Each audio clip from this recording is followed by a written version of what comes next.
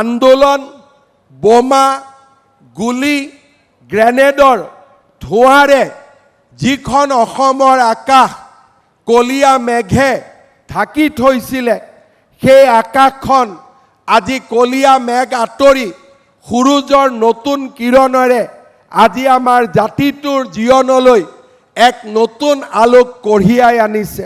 আমি অকল চৰকাৰে চলোৱা নাই, মানুহৰ জীৱনলৈ পৰিৱৰ্তন আনিছো, আমাৰ ৰাজ্যখনলৈ পৰিৱৰ্তন আনিছো।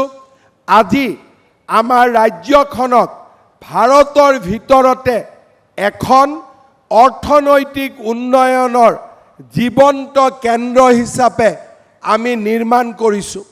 উদ্যোগৰ ক্ষেত্ৰত ৫ লাখতকৈও অধিক কোটি টকাৰ বিনিয়োগ, ৰাস্তা ঘাটৰ ক্ষেত্ৰত প্ৰতিটো দিনত আজি আমি 10 কিলোমিটাৰকৈ ৰাস্তাৰ কাম সম্পূৰ্ণ কৰিছোঁ।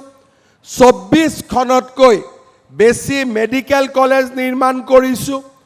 ৰাজ্য চৰকাৰে দায়িত্ব লোৱাৰ পিছত 13খনকৈ নতুন বিশ্ববিদ্যালয়, ব্ৰহ্মপুত্ৰৰ ওপৰত দলং, ৰেলৱেৰ ওপৰত দ্বৈত ৰেলপথ,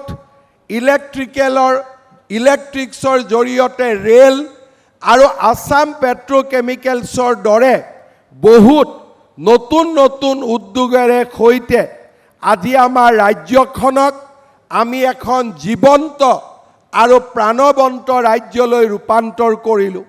আন্দোলন বন্ধ ধৰ্মঘটৰ এই অসমখনত আজি আমি আৰ্টিফিচিয়েল ইণ্টেলিজেন্স, আজি আমি মেচিন লাৰ্নিং, আজি আমি এইখন অসমত কোৱাণ্টাম ফিজিক্সৰ কথা কোৱাৰ এটা পৰিৱেশ আমি নিৰ্মাণ কৰিছোঁ।